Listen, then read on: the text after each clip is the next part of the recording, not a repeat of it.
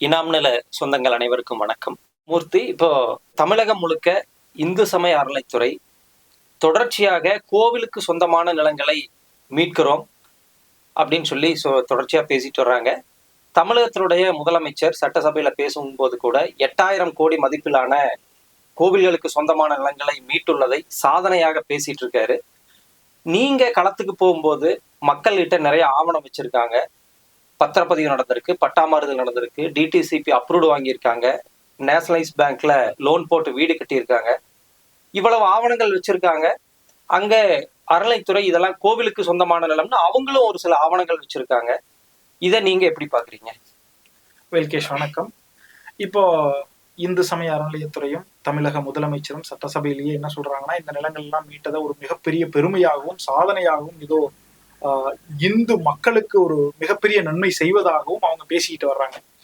இதுல உண்மை என்னங்கிறத நம்ம கொஞ்சம் புரிஞ்சுக்கணும். என்னன்னு கேட்டீங்கன்னா, இப்போ அனுசுல திருப்போரூர்ல நிலங்கள் மீட்டுட்டதாகவும், அதாவது 100 வருடங்கள் ஆக்கிரமிப்பில் இருந்த நிலங்கள் மீட்டுட்டதாகவும், அந்த நிலங்கள் இப்ப கோயில் வசம் வந்துட்டதாகவும் ஒரு செய்தியை நம்ம பார்த்திருப்போம். அதுல என்ன நடந்ததுங்கிறது நம்மளுக்கு தெரியும். நம்ம அந்த மக்களோட பயணிக்கிறோம். அந்த மக்கள் குறைஞ்சபட்சம் 250 வருஷம் ஆவணங்கள், ரொம்ப தெளிவான ஆவணங்கள் அவங்க வச்சிருக்காங்க. இதுல பிரச்சனை என்ன அப்படின்னா, நம்ம என்ன பார்க்கணும் அப்படின்னா, தமிழக அரசு என்னங்குதுன்னா, கோயிலுக்கு சொந்தமான எல்லாம் ஆக்கிரமிப்பாளர் இருந்து மீட்டுட்டோம்னு சொல்லுது. சரி, நம்ம கேள்வி என்னன்னா, ஆக்கிரமிப்பாளர்கள்னு சொல்றீங்களே, இது வரைக்கும் எங்காவது ஒரு இடத்துலயாவது ஆக்கிரமிப்பாளர் யாருன்னு காட்டியிருக்காங்களா? அவங்க மேல என்ன நடவடிக்கை எடுத்தோம்னு காட்டியிருக்காங்களா? மக்கள் தான் ஆக்கிரமிப்பாளர்னு சொல்றாங்க. அவங்க பொதுவுல நிலத்தை மீட்டுட்டோம்ங்கிறாங்க. அதாவது நிலத்தை மீட்டுட்டோம்ங்கிற நடவடிக்கையை பத்தி பேசுறாங்களே ஒழிய, யாருகிட்ட இருந்து மீட்டாங்க, அவங்க கிட்ட ஆக்கிரமிப்புக்கு எப்ப போச்சு? அதாவது ரொம்ப எளிமையான ஒரு கேள்வி. உங்க நிலத்தை நான் ஆக்கிரமிச்சிட்டேன்னு என்ன அர்த்தம்? நீங்க ஏதோ ஒரு ஊருக்கு போயிருக்கிற அன்னைக்கு உங்க நிலத்துக்குள்ள நான் வந்து உட்கார்ந்துட்டேன். என்னுடைய நிலத்துல அத்துமீறி நீங்க உள்ள நுழைஞ்சு ஒரு திருடுனது, அதுதான் ஆக்கிரமிச்சது. நீங்க ஒண்ணு இல்ல, ஒரு ஊருக்குள்ள யாரோ ஒருத்தர் வெளியிருந்து வர்றவர் ஒரு சின்ன குடிசையை போடுவாரு, இல்ல ஒரு கோயில் பக்கத்துல ஒரு சின்ன கடையை போடுவாரு. முதல்ல வண்டியை ஒரு பைக்கை நிறுத்தியோ ஒரு சைக்கிளை நிறுத்தியோ விற்கிறாரு, டீ விற்கிறாருன்னு வைங்க. அதுக்கப்புறம் சின்ன ஒரு டேபிளை வச்சு வைக்கிறாரு. அதுக்கு மேல ஒரு சின்ன ஒரு கூரையை போட்டு கீத்து பின்னி பண்றாரு. ஆக்கிரமிப்புங்கிறது இதுதான். அதாவது அந்த இடத்துல ஒரு ஆதாயம் கிடைக்குது, அப்படியே ஒரு சின்ன ஒரு இருப்பிடமா பண்றாரு. அந்த இடத்துல உட்காரும் போது அது மக்களுக்கு இடைஞ்சலாகும் போது அது நிஜமான ஆக்கிரமிப்பு. ஆனா இந்த இடத்துல இவங்க ஆக்கிரமிப்புன்னு சொல்லி, அதாவது திருப்போரூரே எடுத்துக்கங்க, 100 வருடத்திற்கும் மேல் ஆக்கிரமிப்பில் இருந்த நிலங்கள் மீட்புங்கிறாங்க. அப்போ 100 வருடம்ங்கிறப்ப இன்னைக்கு 2026 நம்ம இருக்கிறோம். 100 வருடம்ங்கிறது 1925 பிரிட்டிஷ் ஆட்சி காலம். பிரிட்டிஷ் ஆட்சி காலம் 20 வருஷத்துக்கு முன்னாடி. அப்ப நான் கேட்கிறேன், ஒருத்தன் திருட்டுத்தனமா ஒரு நிலத்துல உட்கார்ந்து இருந்தா பிரிட்டிஷ்காரன் அதை அனுமதிக்கிற அளவுக்கு அவன் அவ்வளவு முட்டாள் நினைச்சிட்டீங்களா? அப்போ ஏன் இந்த பிரச்சனை வருதுன்னா, பொதுமக்கள் மத்தியிலையும் கோயில் நிலத்தை மீட்டுட்டாங்கிறப்ப எவனோ கோயில் நிலத்தை ஆக்கிரமிச்சு திருடி வச்சிருக்கா மீட்டுட்டாங்கிற ஒரு எண்ணத்துலதான் மக்கள் இருக்காங்க. ஆனா மக்கள் யாருமே கேள்வி கேட்கறது இல்லை. இன்னைக்கு நம்ம கேள்வி கேட்கணும். அப்போ பிரிட்டிஷ்காரன் காலத்திலேயே அந்த நிலத்துல அந்த மக்கள் இருந்தாங்க அப்படின்னா அவங்களை எப்படி நீங்க ஆக்கிரமிப்பாளர்னு சொல்லுவீங்க? இல்ல பிரிட்டிஷ்காரன் அவங்க மேல எந்த நடவடிக்கையும் எடுக்கலையா? ஆனா நம்ம பாக்குற ஆவணம் 250 வருஷம் ஆவணம் அவங்க கையில இருக்குதுங்க. என்ன ஆவணம் வச்சிருக்கீங்க? 250 வருஷம். திருப்போரூர் வடக்குப்பட்டுங்கிற ஒரு புத்தகமே அந்த கிராமத்துல இருக்கக்கூடிய மொத்த வருவாய்த்துறை ஓலைச்சுவடி ஆவணங்கள் அனைத்தையும் துவக்கப்பட்ட ஆவணம். அதுலயே ரொம்ப தெளிவா எவ்வளவு நிலம் இருக்குது, அதுல எவ்வளவு விவசாய நிலம் இருக்குதுங்கிறத முதற்கொண்டு அவங்க கையில இருக்குது. 2வது 1810, 20, 1830 நடந்த நீதிமன்ற உத்தரவு இருக்குது. இதுல என்ன நடக்குதுன்னு பாருங்க. எல்லாத்துலயுமே ரொம்ப தெளிவாக இந்த நிலங்களில் மக்கள் இருந்ததற்கான ஆவணமும் ஆதாரமும், அந்த மக்கள் தான் அந்த நிலத்துக்கு வரி கட்டுனாங்க அப்படிங்கிறதுக்கான ஆவணமும் 1863 இனாம் ஃபேர் ரெஜிஸ்டர், தூய இனாம் பதிவேடுன்னு சொல்லுவாங்க. இதுல என்னன்னா, இப்ப இந்த கோயில் நிலத்தை மீட்டுட்டோம்னு சொல்றாங்க இல்லைங்களா, இதெல்லாம் கோயிலுக்கு யாரோ தானமா எழுதி வச்ச நிலங்கள் கிடையாது. இது எல்லாமே இனாம்னு வகைப்படுத்தி வச்ச நிலங்கள். இனாம்னு வகைப்படுத்தி வச்ச நிலங்கள்ல என்ன சொல்றாங்கன்னா, அனுபவத்தில் இருக்கிறவங்களுக்கு தான் இந்த குடிவாரம் அப்படிங்கக்கூடிய நில உரிமை. வரிவாங்கர் உரிமைங்கிற மேல்வாரம் மட்டும்தான் இந்த இனாம்தாரருக்கு கொடுக்கப்பட்டது. நீங்க இப்ப குறிப்பிட்ட இனாம் ஃபேர் ரெஜிஸ்டர் IFR அப்படிங்கிறது 1863 உருவாக்கப்பட்ட ஆவணம். அதுல கோவில் பேர் தானே இருக்கு. இனாம் ஆணையரால் உருவாக்கப்பட்ட ஆவணம். அதுல கோயில் பேர் தான் இருக்கும். என்ன காரணம்னா, ஒரு ஆவணத்தை எழுதும் போது அந்த ஆவணத்துல என்ன குறிப்பிடணும்னு பிரிட்டிஷ்காரங்க நினைக்கிறாங்களோ அதான் அவங்க குறிப்பிடுறாங்க. ஏன்னா ஆவணத்தை எழுதுறது அவங்க. சரி, இனாம் ஃபேர் ரெஜிஸ்டர் அப்படிங்கிறது என்னன்னா, ஒரு நிலத்தினுடைய வரியானது ஆங்கில அரசுக்கு வராமல் கோயிலினுடைய பயன்பாட்டிற்கு போகுது அப்படிங்கிற இடத்துல என்ன பயன்பாட்டுக்கு என்ன கோயிலுக்கு போகுதுங்கிற இடத்துல கோயில் பேரும் அந்த பயன்பாடும் வருமா வராதுங்களா? ஓ, இப்ப என்னோட நிலம், ஆமாங்க, அதுக்கு நான் அரசுக்கு வரி கட்டுறேன். ஆமா. அரசு என்ன சொல்லுதுன்னா, வரியை எனக்கு கொடுக்க வேண்டாம், நேரடியா கோவிலுக்கு ஊழியத்துக்காக கொடுங்க, இல்ல பூஜைக்காக கொடுங்க, ஏதாவது ஒரு வகையில அது கோவிலுக்கு கொடுத்துருங்க அப்படின்னு சொல்றாங்க. அப்படிதானே சொல்றாங்க? இனாம் வகை நிலங்களை பொறுத்த வரைக்கும் வரியானது கோயிலுக்கு கொடுக்க சொல்லி அரசர் கொடுத்திருக்கு. அதனால எந்த கோவிலுக்கு கொடுக்க சொன்னாங்களோ அந்த கோவில் பேரு வரும். எந்த கோயிலுக்கு மொத்த வரியும் கொடுக்கறதா குறைக்கப்பட்ட வரியை கொடுக்கறதாங்கிறத ஆவணப்படுத்துறது தான் இனாம் ஃபேர் ரெஜிஸ்டர், IFR. அப்போ அந்த இடத்துல குடிவார உரிமை மக்களுக்குன்னு சொல்றீங்க இல்லையா, அவங்க பேரு எந்த இடத்துல வந்திருக்கும்? இவர்களுடைய பெயர் இனாம் பி பதிவேடுன்னு ஒண்ணு இருக்கு. அந்த பி பதிவேடுல உளவடை அனுபவத்தில் இருந்தவங்களோட பேர் வரும். இதுக்கு ஒரு ரொம்ப அப்ப பி ரெஜிஸ்டர் அவங்க கன்சிடர் பண்றதே இல்ல, ஏ ரெஜிஸ்டர்ல கோயில் பேர் வருது, அதனால கோயில் பேர் வந்து கேள்வி நீங்க கேட்கிற கேள்வி நான் எப்படி எடுத்துக்கிறேன் அப்படின்னா, இந்த இந்து சமய அறநிலையத்துறையும் இந்த நீதிபதிகள் உத்தரவு கொடுக்கிற நீதிபதிகளும் எதன் அடிப்படையில இதை பூரா கோயில் நிலம்னு சொல்றாங்க, இந்த பி பதிவேடெல்லாம் எடுத்துக்கிறது இல்லையா? மக்கள் கையில எக்கச்சக்கமா ஆவணங்கள், பத்திரங்கள், வரி ரசீது கட்டினது எல்லாமே நம்ம போகும்போது பாத்துக்கிட்டு இருக்கோம், அதையெல்லாம் எடுத்துக்கிறது இல்லையான்னு கேக்குறீங்க. இந்து சமய அறநிலையத்துறையில இருக்கக்கூடிய அதிகாரிகள் அத்தனை பேருமே, அதாவது ஒரு EO எக்ஸிகியூட்டிவ் ஆபீசர் செயல் அலுவலரா வரணும்னா அந்த பதவிக்கு அடிப்படை தகுதி என்னன்னா, அவங்க வழக்கறிஞர் படிப்பு படிச்சிருக்கணும். விவசாயிகள்ட்ட ஏதாவது வழக்கறிஞர் படிப்பு இருக்குதா? இல்ல. இப்ப வழக்கறிஞர் படிப்பு படிச்சுதான் அடிப்படையிலேயே உள்ள வர்றாங்க. அவங்க மொத்த பேரும் வழக்கறிஞர்கள், அந்த இருக்கக்கூடிய அந்த துறையில இருக்கக்கூடிய மொத்த பேருமே வழக்கறிஞர்களா இருக்காங்க. சரிங்களா? ரெண்டாவது, இவங்க அரசோட இருக்காங்க. அரசு கிட்ட இருந்து என்ன ஆவணம் வேணாலும் அவங்க எடுத்துக்கலாம். ஆவணத்தை கொடுக்காத ஒரு ஆவணத்தை கொடுக்க கூடாது, மறைக்கணும், எரிக்கணும்னா அவங்களால மறைக்க. இந்து சமய அறநிலைத்துறை அதிகாரிகளுக்கு இது வந்து கோவிலுக்கு சொந்தமான நிலம் அல்ல, மக்களுக்கு சொந்தமான நிலம், டாக்ஸ் பார்ட் மட்டும்தான் கோயிலுக்கு போச்சு அப்படிங்கிற விஷயம் அவங்களுக்கு தெரியும் சொல்ல வர்றீங்க? தெளிவாக தெரியும். சரி, இதுல கடைநிலையில் இருக்கிற ஒரு சில ஊழியர்கள் இப்ப போய் சேர்ந்தவங்களுக்கு தெரியாமல் இருக்கலாம். ஆனால் அவர்கள் நிலமென்று இன்று கொண்டாடும் இனாம் வகை நிலங்கள் எதுவும் அவர்களுக்கு சொந்தமில்லை என்பது அவர்களுக்கு தெரியும். திருடன் தெரிஞ்சேதான் திருடிக்கிட்டு இருக்கான். இன்னைக்கு ஒரு அரசு துறைய திருடன் அப்படின்னு சொல்றது, அதாவது இந்து சமய அறநிலையத்துறை அப்படிங்கிறது இன்று திருடர்களால் நிலத்தை ஆக்கிரமிப்பதற்கு என்றே இருக்கக்கூடிய ஒரு துறையாகத்தான் இருக்கிறது. ஏன்னா இவங்க எல்லாமே ரொம்ப இப்போ ஒண்ணு இல்லைங்க. இப்போ 1920 நடந்த இந்த வழக்குல பாருங்க, அவங்க என்ன சொல்றாங்கன்னா, இந்த இனாம்தாரராக இருந்த வரி வசூல் செஞ்சுக்கிட்டு இருந்தவரு மக்கள்கிட்ட இருந்து வரி வாங்குறாரு இல்லைங்களா, அது கொடுக்கக்கூடிய ரசீது மற்ற ஆவணங்களை எல்லாம் போர்ஜரி பண்ணி வழக்கு போட்டிருக்காருன்னு நீதிமன்ற ஆவணத்திலேயே அவங்க காட்டுறாங்க. அப்போ இது எப்ப பிடிச்சு நடக்குது? 1862 இருந்து வழக்கு இருக்குது. நீங்க வழக்க பாத்துக்கங்க. அப்போ 1862 இருந்து அரசு ஒரு இனாம்தாரர், ஒரு கோயிலுக்கோ ஒரு மடாதிபதிக்கோ ஒரு வரி வாங்கக்கூடிய உரிமையை கொடுக்குறாங்க. அந்த கொடுக்கிற வரி வாங்கக்கூடிய உரிமையை வச்சுக்கிட்டு வரி செலுத்திக்கிட்டு வந்தவங்களோட நில உரிமையை பறிப்பதற்கான வேலை நீண்ட நெடுங்காலமா நடந்துகிட்டு இருக்குது. ஏன்னா இன்னைக்கு இந்த வரி வாங்கக்கூடிய இடத்துல இருக்கிறவங்க எல்லா சட்டத்திட்டங்களும் அறிந்த ஞானிகள். ஏன்னு கேட்டீங்கன்னா, அவங்களோட வேலையை தனம் ஆபீஸ்ல உட்காந்து இந்த சட்டத்தை பார்த்து என்ன பண்ணலாங்கிறது. இன்னைக்கு உட்கார்ந்து இருக்கிற அறநிலையத்தில் இருக்கிற அத்தனை பேரும் எவங்கிட்ட எந்த நிலத்தை புடுங்கலான்னு தான் உட்காந்துக்கிட்டு இருக்காங்க. புடுங்குறவங்க நிலம், இன்னைக்கு உங்க நிலத்தை புடுங்குவேன், நாளைக்கு உங்க பக்கத்து காட்டுக்கார நிலத்தை புடுங்குவேன். உங்களுக்கு மேல வழக்கு போடும்போது உங்களுக்கு ஏதோ ஒண்ணு பண்ணுவீங்க, நீங்க பண்றதுக்குள்ள நான் அந்த வழக்க முடிச்சிருவேன், ப்ரொசீஜரா கூட முடிப்பேன். உதாரணத்துக்கு ஸ்ரீரங்கத்துல தற்பொழுது வந்த தீர்ப்புல என்ன சொல்லியிருக்காங்கன்னா, இனாம் வகை நிலத்துல மக்கள் டிக்ளரேஷன் சுட், அதாவது உரிமையை நிலைநாட்டுவதற்கான வழக்கு போடும் போதும் அதுல என்ன சொல்லியிருக்காங்கன்னா, ஒரு சில, அதாவது அங்க நிறைய மக்கள் இருக்காங்க, அவங்க வேற வேற வழக்கறிஞர்கள் அணுகுவாங்க. வழக்கறிஞர்களுடைய அறிவும் அவர்கள் சட்டத்துல எப்படி இவர்களோட உரிமையை நிலைநாட்டுதுங்கிற தெளிவும் ஒவ்வொருத்தருக்கும் ஒரு மாதிரி இருக்கும். ஒரு புரிதல் இருக்கலாம், இல்லாம போலாம்.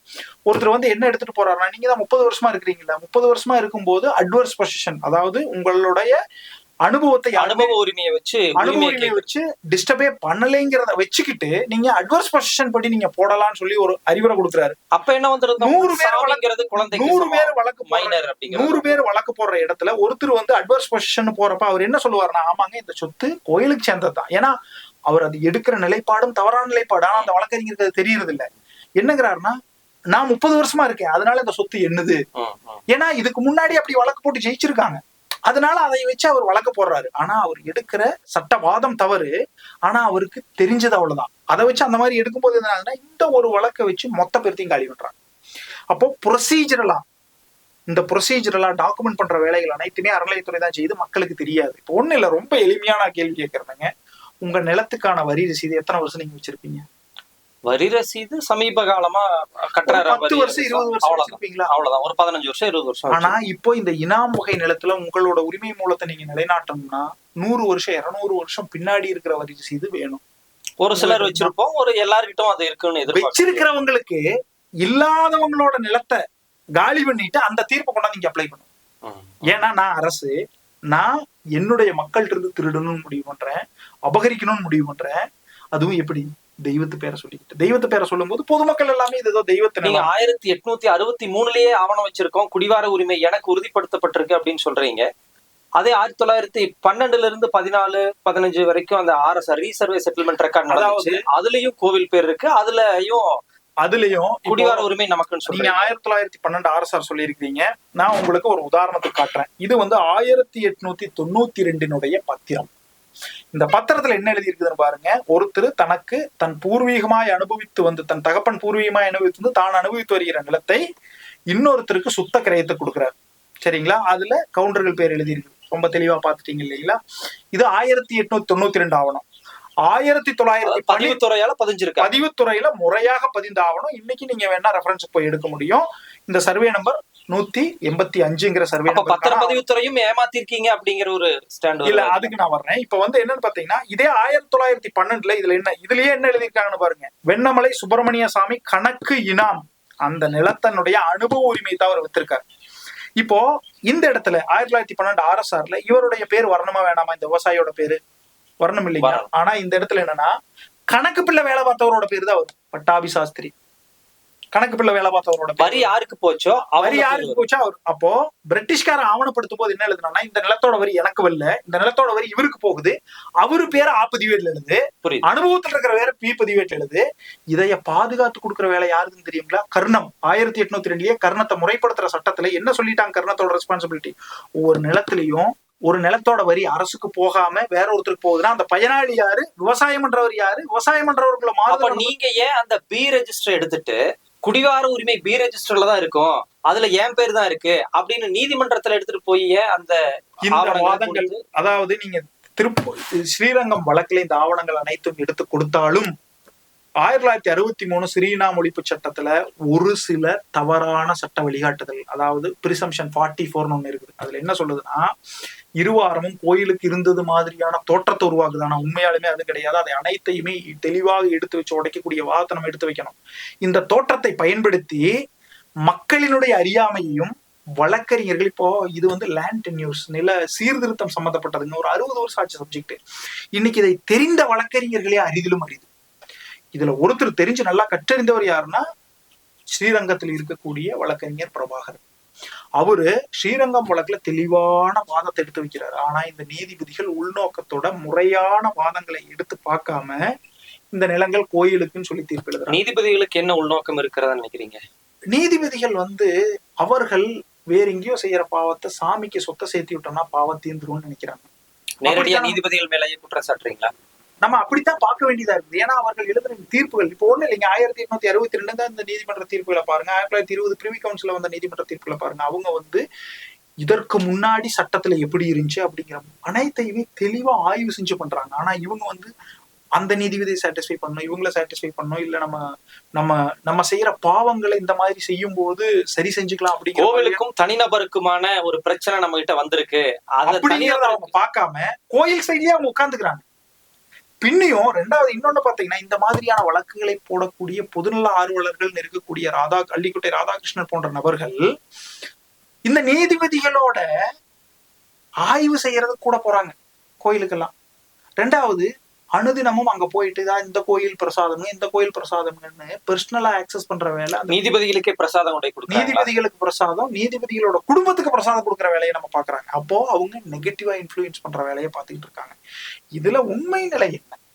இதுல இன்னொன்னுங்க, வருவாய்த்துறை எடுத்துங்க. வருவாய்த்துறை வந்து இந்த வழக்குகள்ல இல்ல இதெல்லாம் இனாம் வகைப்பாட்டு எல்லாம் மக்களுக்கு இருந்துச்சுங்கிற அனைத்து சட்டத்தையும் எடுத்து போட்டாலே வழக்கு முடிச்சிடும்.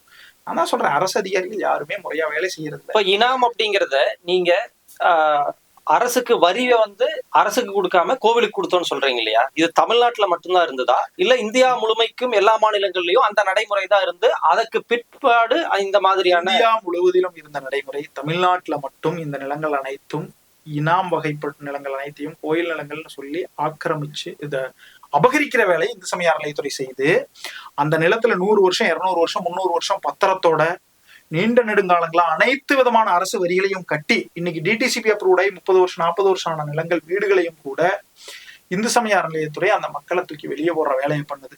இந்த இடத்துல அவங்க 3000 ஏக்கரை மீட்டுட்டோம், 5000 ஏக்கரை மீட்டுட்டோம், 7000 ஏக்கரை மீட்டுட்டோம்னு சொல்லும் போது மீட்டுட்டோம்னு சொல்றாங்களே ஒழிய எத்தனை குடும்பத்தை கருவறுத்தாங்கிற வேலையை அவங்க சொல்ல மாட்டேங்கிறாங்க. ஏன்னு கேட்டீங்கன்னா, நீங்க 1 ஏக்கர் நிலம் இல்ல ஆக்கிரமிப்புன்னு தான் சொல்லணும். அதை எப்படி நீங்க கருவறுத்துட்டாங்கன்னு சொல்லுவீங்க? ஆக்கிரமிப்பா இருந்தா நீங்க ஆக்கிரமிப்புன்னு சொல்லலாம். இந்த மக்கள் அனைத்து அரசு வரிகளையும் கட்டியிருக்காங்க. பத்திரப்பதிவுல 15 கிரயம் ஆயிருக்குது, 20 கிரயம் ஆயிருக்குது. 20 கிரயமான நிலத்தை 21ஆவதா நீங்க வாங்குவீங்களா மாட்டீங்களா? அரசை நம்பித்தானே வாங்குறீங்க. அரசை நம்பி வாங்கினது அரசு நல்ல நிலம்னு சொல்லி உங்களுக்கு வித்தாச்சு. அரசு பத்திரப்பதிவு கட்டணத்துல இருந்து எல்லாமே வாங்கியாச்சு. வாங்கினதுக்கு அப்புறம் இன்னைக்கு வேற ஒரு துறை இல்ல இது இல்லைன்னு சொல்லுது. அப்போ அரசுக்கு நீங்க கோடி கோடியா கொடுத்தது பூரா விட்டு போட்டு வெளியே போயிருவீங்களா? விட்டு போட்டு எங்க போவீங்க? உங்களோட மொத்த சொத்து அங்கதான் இருக்கு, மொத்த உழைப்பும் அங்கதான் இருக்குது. அதை விட்டு போட்டு எங்க போவீங்க? இப்ப இந்து சமய அறநிலைத்துறை தமிழகத்துல இந்த மாதிரியான பிரச்சனைகள்ல நில மீட்பு அப்படிங்கிற பேர்ல புடுங்குறத சொல்றீங்க. மற்ற மாநிலங்கள்லயும் இதே பிரச்சனை இருக்குதா? இல்ல நில இதே பிரச்சனை இருந்த இடங்கள்ல சட்டத்துல இருந்த குழப்பங்களை திருத்தி நியாயமாக யாருக்கு உரிமை போய் சேரணுமோ அவங்களுக்கு குஜராத், கர்நாடகா, ஆந்திரால எல்லாம் சட்ட திருத்தம் 2022, 2023 கொண்டு வந்து அந்த நிலங்கள் எல்லாம் மக்களுக்கு கொடுக்கப்பட்டாச்சு. தமிழ்நாட்டிலையும் ஏற்கனவே இருக்கிற சட்டத்துல குழப்பம் இருக்குது. அந்த குழப்பத்தை சரி செய்தால் மட்டுமே இந்த நில அபகரிப்புகள், அறநிலையத்துறையால் செய்யப்படும் நில அபகரிப்புகள், அறநிலையத்துறையை பார்த்து வக்ஃபு வாரியம் அதே வேலை செய்து இந்த நில அபகரிப்புகள் தடுக்கப்பட்டு நியாயமாக அந்த நிலத்தில் ஆயிரக்கணக்கான ஆண்டுகளாக குடியிருந்து வரும் அப்பாவி ஏழை எளிய மக்கள் காப்பாற்றப்படுவார்கள். அதாவது 1963 இனாம் ஒழிப்பு சட்டம் கொண்டு வந்தாங்க. கர்ம வீரர் காமராஜர், அறிஞர் அண்ணா காலகட்டங்கள்ல தான் கொண்டு வந்தாங்க. இதுக்கு முன்னாடியே நில உரிமை மக்கள் கிட்ட தான் இருக்குதுன்னு நீங்க சொல்றீங்க. ஏற்கனவே மக்கள் கிட்ட நில உரிமை இருக்கும்போது புதுசா ஒரு சட்டம் கொண்டு வர வேண்டிய அவசியம் என்ன வந்து? இல்ல, அவங்க கொண்டு வந்த சட்டம் என்னங்க? இனாம் அப்படிங்கிற முறையை ஒழித்து அனுபவத்தில் இருக்கிற வரி செலுத்தக்கூடிய விவசாயிகளிடமிருந்து நேரடியாக வரி வசூல் செய்யக்கூடிய ரயத்துவாரி முறையை அறிமுகப்படுத்துறாங்க. எங்காவது கோயில் விவசாயம் பண்ணிருக்கா? இல்ல. இப்ப நிலம்பூரா கோயிலுக்கு சொந்தம்ங்கிறாங்க, கோயில் விவசாயம் பண்ணல. இன்னொன்னு, கோயில் அந்த இடத்துக்கு முதல்ல வந்துச்சா மக்கள் முதல்ல வந்தாங்க? மக்கள் தான் கோயில உருவாக்குறாங்க. அப்ப அந்த இடத்துல மக்கள் நீண்ட நெடுங்காலமா இருந்துகிட்டு இருக்காங்க. அவங்களுடைய அரசர் என்ன பண்றாரு? நீங்க எனக்கு வரி கொடுக்கறதுக்கு பதிலாக கோயிலுக்கு கொடுத்துருங்கன்னு சொல்லியிருக்காரு. அந்த இப்ப அரசு என்ன சொல்லுதுன்னா, இங்க பாருப்பா கோயிலுக்கான செலவை நானே பண்றேன், இனிமே வரி அரசுக்கு கட்டுங்கன்னு சொல்லுது. இதுதான் இனாம் ஒழிப்பு. இனாம் ஒழிப்பு ரைத்து வாரியாக மாற்ற சட்டம் தான். இனாம் ஒழிப்பு கோயிலுக்கு நிலங்களை கன்வர்ஷன் இன்டு டெம்பிள் லேண்ட்ஸ், கோயில் நிலமாக மாற்ற சட்டம் கிடையாது. இந்தியா முழுக்க எங்க போய் பாத்தீங்கன்னா அப்படித்தான். அப்போ விவசாயிகளுக்கு முறையாக உழுதவருக்கே நிலம் சொந்தம், அவருக்கு தான் ஏற்கனவே சொந்தமா இருந்துச்சு. வரி மட்டும் அரசு தான் வாங்குற வரிய இன்னொருத்தருக்கு விட்டு கொடுத்திருந்து அதை திரும்ப தானே வாங்கிக்கிறோங்கிறது. யாருக்கு விட்டு கொடுத்தது? அதாவது கோயில், பள்ளிவாசல் போன்றவர்களுக்கு இழப்பீட்டு தொகை வழங்கிட்டு இருக்காங்க. இந்த மாதிரி இருக்கக்கூடிய சூழல்ல இனாம் வகை நிலங்கள் இன்றைக்கு அந்த நிலத்துல வசிக்கிற மக்களை ஆக்கிரமிப்பாளர்கள்ன்ற பெயர்ல சொல்லி இன்னைக்கு அவர்களிடமிருந்து நிலங்களை அபகரிக்கும் வேலை இந்து சமய அறநிலையத்துறை செய்து அதை தொடர்ந்து. உங்களுடைய கூற்றுப்படி 1963 இனாம் ஒழிப்பு சட்டம் அப்படிங்கிறது குடிவார உரிமையை உறுதிப்படுத்திட்டாங்க. மேல்வார உரிமை கோயிலுக்கு போறத ஒழிச்சு நேரடியா அரசுக்கு கொடுத்துருங்கன்னு சொல்லிட்டாங்க. இந்த இடத்துல கோவிலுக்கு ஏற்படுற வருவாய் அப்படிங்கிறது, நீங்க டாக்ஸ் கொடுத்துட்டு இருந்திருப்பீங்க கோயிலுக்கு, அது இழப்பு ஏற்படுது. அதை எப்படி சரி பண்ணாங்க? அதற்காகத்தான் தஸ்திக் அலவன்ஸ், பேரிஜ் அலவன்ஸ், மோகினி அலவன்ஸ்ங்கிற பேர்ல அரசாங்கம் உதவித்தொகை காம்பன்சேஷன் கொடுத்துக்கிட்டு இருக்குது ஒரு கோயிலுக்கும். இது 10லன்னா அவங்க அரசு கிட்ட தான் சேர்த்து வாங்கணும். 2019 கூட இந்த தொகையை 10 மடங்கு உயர்த்தி கொடுத்துருக்காங்க. 10லன்னா அவங்க அதை கேட்டுத்தான் வாங்கணுமே ஒழிய அரசுக்கு இருக்கிற பிரச்சனையில மக்களை துண்டாடுறாங்க. அதாவது ஒரு அரசு துறைக்கு இருக்கக்கூடிய தலையாய கடமை என்ன தெரியுங்களா? மக்களினுடைய நலனை பாதுகாப்பது. ஆனா இந்து சமய அறநிலையத்துறை மக்களின் நலனுக்கும் கோயிலின் நலனுக்கும் உள்நாட்டு கலாச்சாரத்திற்கும் நேர் எதிராக செயல்படுகிறது. இப்படி செயல்பட்டு மக்களை ஆக்கிரமிப்பாளர்கள்னு சொல்லி மக்கள்கிட்ட இருந்து இந்த நிலங்கள் எல்லாம் கோயிலுக்கு சேத்திரம்ங்கிற பேர்ல பொதுமக்களுக்கு என்னமோ இந்த அரசு பெரிய சாதனை பண்ணுது அப்படிங்கிற ஒரு நினைப்புல இதை பண்ணிட்டு இருக்காங்க. ஆனா உண்மையிலுமே என்ன நடக்குதுன்னா, அந்த மக்களுக்கு தெரியறது இல்லை. எந்த ஒரு நோயும் தனக்கு வந்தா தான் அதனுடைய வலியும் வேதனையும் தெரியும்னு சொல்லுவாங்க. பக்கத்துல இருக்கிறவங்களுக்கு வந்தா தெரியாதுன்னு சொல்லுவாங்க. இப்ப இருக்கிற மக்கள்லாம் என்ன நினைக்கிறாங்க அப்படின்னா, அவன் ஏதோ கோயில் நிலத்துல இருக்கு. நீங்க கொஞ்சம் யோசிச்சு பாருங்க. ஒரு 20 ஏக்கர் நிலம் 30 ஏக்கர் நிலத்துல ஒருத்தர் ஆக்கிரமிக்க முடியுமா? ஒரு ஊரே ஆக்கிரமிக்க முடியுமா? கரூர் பேரே இனாம் கரூர். அப்போ கரூர் எங்கேயோ அந்த மக்கள் எங்கேயோ இருந்து தானா ஒரு மாநகரத்தையே ஆக்கிரமிச்சிட்டாங்களா? இது அனைத்துமே சட்டப்படி இயற்கை நியதிப்படி தவறானது. இந்த நடவடிக்கைகள் முதல்ல இந்த பிரச்சனை வருதுன்னா அந்த பிரச்சனை என்ன ஏதோ அதனுடைய ஆழம் என்னங்கிறத தெளிவு பண்ணி இந்த நிலங்கள் எல்லாமே மக்களுக்கு உரிமையான நிலங்கள். கோவில்களுக்கு சொந்தமாக நிலமே இல்லை அப்படின்னு சொல்ல வர்றீங்களா? கோவில்களுக்கு சொந்தமாக நிலங்கள் இருக்குது. எங்களோட கூற்றுப்படி கிட்டத்தட்ட ஒரு 1.25 லட்சம் ஏக்கர் நிலம் கோயிலுக்கு சொந்தமா இருக்குது. கோயிலுக்கு சொந்தமா எப்படி நிலம் வரும்? யாரோ ஒருத்தர் தன்னுடைய நிலத்தை தானமாக எழுதி வைத்தால் கோயில், அதாவது சொந்த உழைப்புல வாங்கின நிலத்தை. ஆமா, நான் இப்போ ஒரு நிலம் வாங்கியிருக்கேன், எனக்கு ஒரு வேண்டுதல் இருக்குது. ஒவ்வொருத்தருக்கும் ஒரு பல வேண்டுதல் இருக்கும். ஒரு குழந்தைக்காக வேண்டுவாங்க, படிப்புக்காக வேண்டுவாங்க, ஒரு நோய் தீரணும்னு வேண்டுவாங்க. அந்த வேண்டுதல் நிறைவேறும் பொழுது ஒரு சிலர் தங்க ஆபரணங்கள் கொண்டு கொடுப்பாங்க, தேர் இழுப்பாங்க, ஒரு சிலர் நிலமும் எழுதி வைப்பாங்க. இந்த மாதிரி தானமாக எழுதி வைக்கப்பட்ட நிலங்களே நிறைய, நில பத்திரத்தையே கொண்டு போய் உண்டியில போட்டு உண்டியில போறது, அந்த மாதிரி எல்லாம் நிறைய கேள்விப்பட்டிருப்பாங்க. அந்த நிலங்களை மீட்டெடுக்கிறதுக்கான சட்டங்களை இனாம் நிலங்களுக்கு பொருத்தி மக்களை தவறுதலாக, கோவில் நிலம் அப்படிங்கிறது தனி, இனாம் நிலங்கள் அப்படிங்கிறது தனி. நிலங்கள் வேறு, இனாம் நிலங்கள் வேறு. அதற்கு தெளிவான காணொலியும் நம்மளுடைய இந்த சேனல்லயே நம்ம போட்டிருக்கோம். அது உழவன் முரசுல நீங்க போனீங்கன்னா பார்க்கலாம்.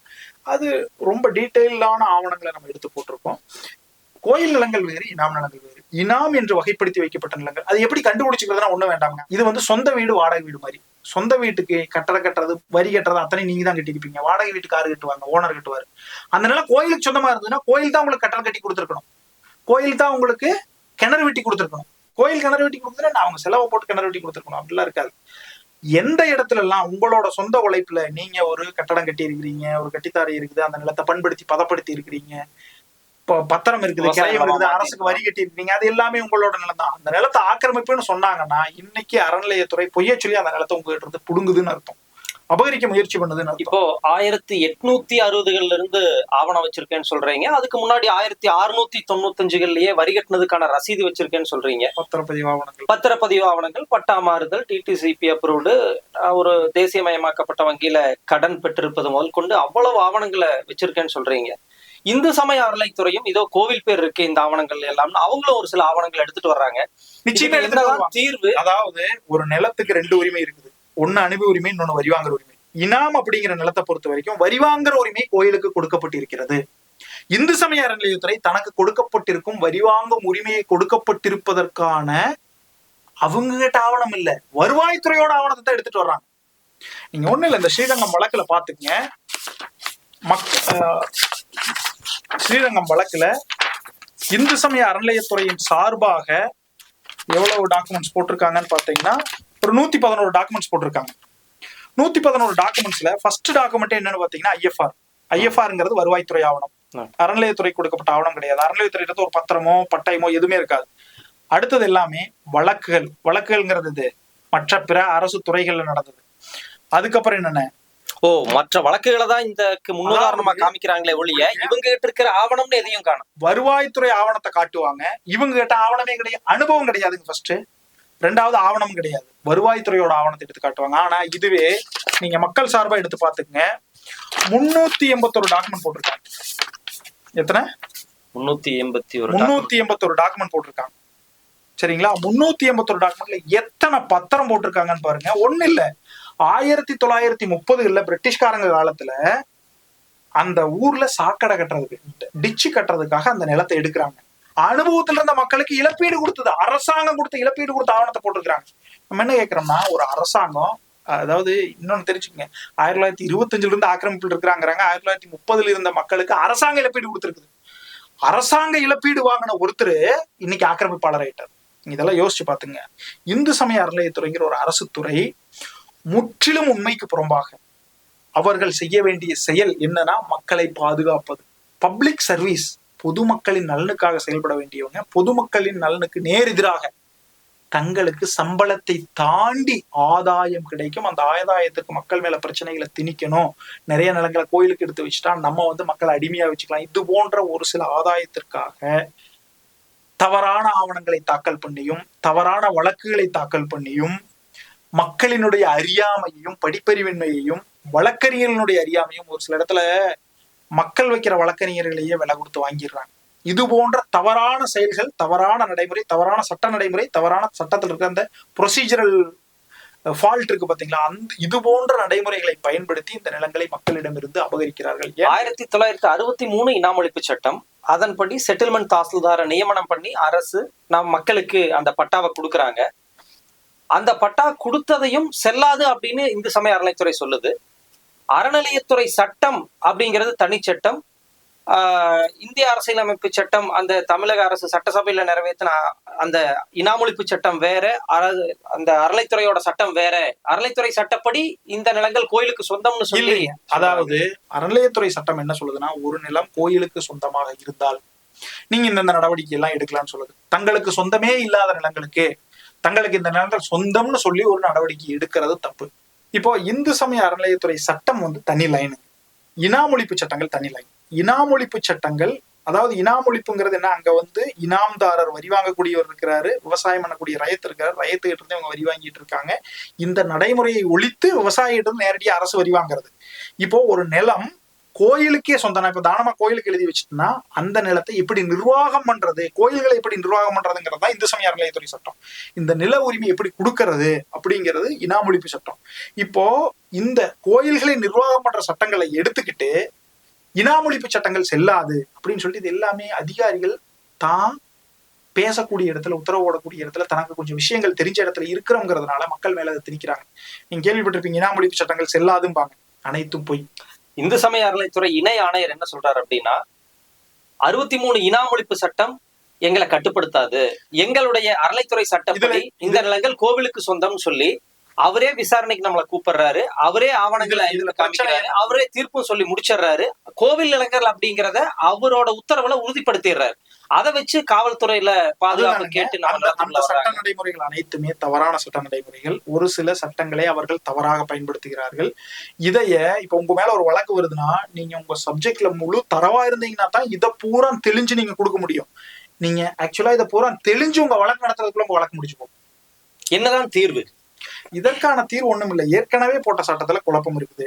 தமிழ்நாட்டுல மட்டும் வரி வாங்கிக்கிட்டு இருந்த இனாம்தாரர்கள், வரி வாங்கும் முறையில் இருந்த ஜமீன்தாரர்கள் தான் வரி வாங்கின நிலத்தை பூரா தான் சொந்த நிலமாக்கணுங்கிற முயற்சி 1862 இருந்து நீதிமன்றத்துல வழக்குகள் நடக்குது. 1869 தெளிவா அந்த வேலையை பண்ணக்கூடாதுன்னு சட்டமே போட்டும் இன்னும் அதே வேலைதான் நடக்குது. அப்போ இதற்கான தீர்வு தெளிவாக சட்டமன்றத்தில் ஒரு சட்டம் இயற்றுவது மட்டுமே.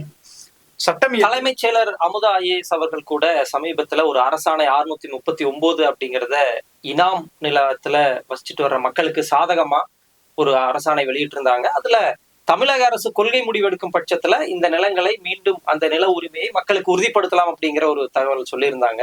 அந்த தமிழக அரசு அந்த அரசாணையை திரும்ப பெற்றுக்கொண்டது.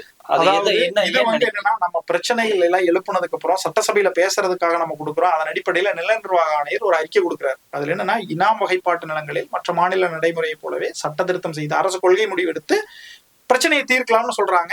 இதன் அடிப்படையில அரசு, முக்கியமா வருவாய்த்துறையில் இருக்கிற ஒரு சில அதிகாரிகளுடைய தூண்டுதல் 639 ஒரு அரசாணை போட்டு இப்ப பத்திரப்பதிவுக்கு தடை பண்றதையெல்லாம் பண்ணக்கூடாது, ஒரு குழுவிட்ட அனுமதி வாங்கி தான் பண்ணணுங்கிறதுக்கு ஒரு அரசாணை போடுறாங்க. அதை தடை வாங்குறதுலதான் அந்த அமுதா IAS அவர்கள் அடிஷனல் சீஃப் செக்ரட்டரி, அந்த ரெவென்யூக்கு அவங்கதான் பொறுப்பு பார்த்து செயலாளராக பார்த்துக்கிட்டு இருக்காங்க. அவங்க ஒரு தெளிவான அறிக்கையை நாம் வரலாறுகளை பூரா போட்டாங்க. இதை போட்டு அரசு வழக்கு நடத்தும்னு பார்த்தா திரும்ப திடீர்னு பார்த்தா அந்த அல்லிப்பட்டை ராதாகிருஷ்ணன் அப்படிங்கிற நபர் அந்த அரசாணைக்கு எதிராக வழக்குக்கு போறாருன்னு நினைக்கிறேன். அரசாணை தடை வாங்குறதுக்காக ஒரு வழக்குக்கு போறாரு. தடை பெற்றதுல ஒரு பதில் மனு அரசு தரப்புல தாக்கல் செஞ்சு போட்டு அந்த வழக்கையுமே முடிச்சுக்கிறாங்க, அரசாணை திரும்ப பெற்றுட்டோம்னு. அது நிஜமாலுமே ஒரு விந்தையாத்தான் இருக்குது. ஏன் அந்த மாதிரியான ஒரு வேலையை செய்யறாங்க அப்படின்ட்டு எனக்கு அரசியல் அழுத்தம்னு நான் நினைக்கிறேன். ஏன்னா இந்த நிலங்களை பூரா மக்கள்கிட்ட இருந்து பிடுங்கிறத சாதனையா கொண்டாடக்கூடிய அரசு கிட்ட நீங்க வேற என்ன எதிர்பார்க்க முடியும்? இப்போ இந்த நிலங்கள் அனைத்துமே இனாம் வகை நிலங்கள் இல்ல, ஒரு காலத்துல ஜமீன் உரிமை பெற்றிருந்த கோயில் தேவஸ்தானங்கள், அதாவது இல்ல மடங்கள், ஆதீனங்கள், இந்த மாதிரி அவர்கள் வரி வாங்கிக்கிட்டு இருந்த நிலங்களை பூரா இன்னைக்கு அவங்க சொந்தம் கொண்டாடணும்னு நினைக்கிறாங்க. ஒரு பக்கம் மடம், ஆதீனம், அதுவும் இன்னைக்கு அறநிலைத்துறை கட்டுப்பாட்டுல போக ஆரம்பிக்குது. கோயில்கள் அனைத்தும் அறநிலைத்துறை கட்டுப்பாட்டுல போக ஆரம்பிக்குது. இன்னைக்கு என்னன்னா, ஒரு அரசு துறை மக்கள்கிட்ட இருந்து, உரிமையுடைய மக்கள்கிட்ட இருந்து நிலத்தை புடுங்குது. எல்லா விதமான ஃப்ராடு வேலைகளும், ஃபோர்ஜரி வேலைகளும் பண்ணி, ஆவணத்தை மறைக்கிறது, எரிக்கிறது, பொய்ய பேசுறது, இந்த மாதிரியான ஃப்ராடு வேலைகள் அனைத்தையும் பண்ணி இந்த நிலத்தை மக்கள்கிட்ட இருந்து பிடுங்கணும்னு பாக்குது. இது உண்மை கிடையாது. நீங்க ஒரு இடத்துல கோயில் நிலம் மீட்டாச்சுன்னா முதல்ல கேள்வி எழுங்க, அந்த நிலத்தை யாரு வச்சிருந்தாங்க இது வரைக்கும், அவங்களுக்கு அந்த நிலம் எப்படி வந்தது? நிச்சயமா அவங்க கிட்ட பத்திரம் இருக்கு, இல்ல பூர்வீகமா அவங்க இருப்பாங்க. பூர்வீகமா அவங்க இருக்கிறாங்க, பத்திரம் இருக்குது, அரசுக்கு எல்லா வரி கட்டி இருக்காங்கன்னா அவங்க எப்படி ஆக்கிரமிப்பாளர்னு சொல்லுவீங்க? இல்ல என்னைக்கு அவங்க ஆக்கிரமிச்சாங்கிற கேள்வியை கேளுங்க. இதுக்கான பதில் எங்குமே இருக்காது. அரசு துறை ஒரு தவறான முன்னுதாரணமாக இந்த நிலங்களை மக்களிடமிருந்து பிடுங்குற வேலையை செஞ்சுக்கிட்டு இருக்குது. நில உரிமையை பத்தின உச்சபட்ச அதிகாரம் கொண்டவர் நில நிர்வாக ஆணையர் அவர்கள். நில நிர்வாக ஆணையருமே பாத்தீங்கன்னா இந்த நிலங்கள் அனைத்தும் மக்களுக்கு சொந்தமானது, குடிவார உரிமை மக்களுக்கானது. அரசு கொள்கை முடிவெடுக்கும் பட்சத்துல இதை மக்களுக்கு உரிமையாக்கலாம் அப்படிங்கிறத தெளிவா ஒரு அறிக்கையில சொல்லியிருக்காரு. அமுதா ஐஏஎஸ் அவர்களும் அதையே தான் அரசாணையா கொண்டு வெளியிட்டு இருக்காங்க. அப்போ இதையெல்லாம் தாண்டி இனாம் இயக்கம் முன்னெடுக்கிற நடவடிக்கைகள் மக்களுக்கு நில உரிமையை பெற்று தருமா, இல்ல அரசு நீங்க சொல்ற மாதிரி ஒரு அரசு துறையே கடவுளின் பெயரை சொல்லி மக்களிடமிருந்து நிலத்தை அபகரித்து அதுக்கப்புறம் அவங்க என்ன பண்ண போறாங்க, அந்த நிலங்களை என்ன பண்ண போறாங்க நமக்கு தெரியல. இப்ப என்னன்னா இந்த நிலங்கள் அனைத்துமே ஒசூர்ல ஒரு 2500 ஏக்கர்ல சிப்காட் ப்ரொபோசல் வருது, அது பூரா இனாம் நிலத்துல வருது. வெஞ்சமாங்கோடல ஒரு 3500 ஏக்கர் இருக்குதுங்க, அதுல சிப்காட் ப்ரொபோசல் வருது. இந்த நிலங்கள் அனைத்துமே எடுத்து கார்பரேட் கொடுக்கறதுக்கான ஒரு வழி, ஒரு செயலாகத்தான் நம்ம இதை பார்த்துக்கிட்டு இருக்கிறோம். நிலத்தை கோயிலுக்கு எடுத்தாச்சு அப்படின்னா அதுல இருந்து நிறைய இடத்துல கல்லூரிகள் கட்டுறாங்க, அரசு கல்லூரிகள், ஏன்னா ஒரு அரசு துறைகளுக்குள்ள மாத்திக்கலாம்னு சொல்லிட்டு. இது ஒரு நூதன முறையில ஒரு அரசே மக்கள் இருந்து நிலத்தை அபகரிக்கிறதுக்கான ஒரு வேலையாகத்தான் இது தெரிகிறது. தமிழ்நாட்டில் மட்டும்தான் நடக்குது. இதற்கு இனாம் இயக்கத்தின் சார்பில் இதுக்கு காரணம் என்னன்னா மக்கள் மத்தியில விழிப்புணர்வு இல்லாதது, தவறான தகவல்கள் மக்கள் மத்தியில இருப்பது. அப்போ இந்த விழிப்புணர்வை மக்கள் மத்தியில் ஏற்படுத்தி நம்மளே எல்லா மாவட்டத்துக்கும் போயிட்டு வந்துகிட்டு இருக்கோம். இன்னும் பாதிப்பு இருந்து நம்மளோட வராத மக்கள் அனைவரையுமே நம்ம போய் சந்திச்சுக்கிட்டு இருக்கோம். மக்கள் அனைவருக்கும் ஒரு விழிப்புணர்வை ஏற்படுத்தி, அரசியல் தலைவர்களுக்கு விழிப்புணர்வை ஏற்படுத்தி ஒரு சட்ட திருத்தம் கொண்டு மக்களினுடைய உரிமையை காப்பாற்றுவதற்காக, முக்கியமாக அப்பாவி ஏழை எளிய சட்டம் தெரியாத வஞ்சிக்கப்படும் எல்லா வகையிலும் அரசால் ஏமாற்றப்படும் மக்களுக்கு அரசு துறையால் அறநிலையத்துறையால் நிலங்கள் கோயில் பெயரில் தெய்வங்களின் பெயரில் நிலம் அபகரிக்கப்படும் இந்த மக்களுக்கு விழிப்புணர்வை கொடுத்து அவர்களை ஒன்றிணைத்து ஒரு புரட்சியை ஏற்படுத்தி அவர்களுக்கு இந்த நிலத்தை மீட்டு தரும் முயற்சியில் தான் நாம் இருக்கோம். இவ்வளவு நேரம் இனாம் நிலங்கள் அப்படிங்கிறதுக்கான விளக்கம், கோவில் நிலம் அப்படின்னா என்ன அதுக்கான விளக்கம், என்னென்ன ஆவணங்கள்லாம் வச்சிருக்கீங்க, அதை எவ்வாறு மக்கள் பிரதிநிதிகளிடம் அரசு உயர் அதிகாரிகளிடம்லாம் எப்படி கொண்டு போய் சேர்த்திருக்கீங்க, ஓரளவுக்கு நம்ம பாதி கிணறு தாண்டிட்டோம் அப்படின்னு சொல்ற அளவுக்கு நீங்க இந்த விஷயங்கள் எல்லாத்தையும் கொண்டு போய் சேர்த்திருக்கீங்க.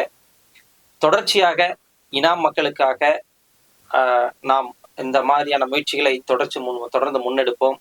இனாம் நிலத்தால் பாதிக்கப்பட்ட மக்கள் அனைவரையும் ஒன்றிணைத்து அவர்களுக்கான தீர்வை ஏற்படுத்துவதை, அந்த தீர்வு ஏற்படுத்தும் வரை ஓயாமல் பணி செய்வோம் என்று கூறி, இந்த காணொளியை பார்த்து கொண்டிருப்பவர்களில் இனாம் நிலத்தால் பாதிக்கப்பட்ட மக்களாகவும் பொதுமக்களாக கோவில்களுக்கு சொந்தமான நிலங்களை மீட்பதில் இவர்கள் ஏன் இடையூறு செய்கிறார்கள் என்கிற சந்தேகமும் உங்களுக்கு இருக்கலாம்.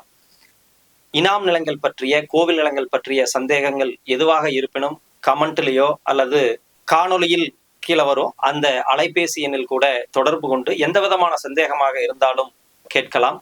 உங்களுடைய சந்தேகங்களுக்கு கேள்விகளின் அடிப்படையில் அடுத்தடுத்த காணொளியில் விளக்கங்கள் அளிக்கப்படும் என்பதை தெரிவித்துக் கொள்கிறோம். அடுத்த காணொளியில் சந்திப்போம். நன்றி, வணக்கம். நன்றி, வணக்கம்.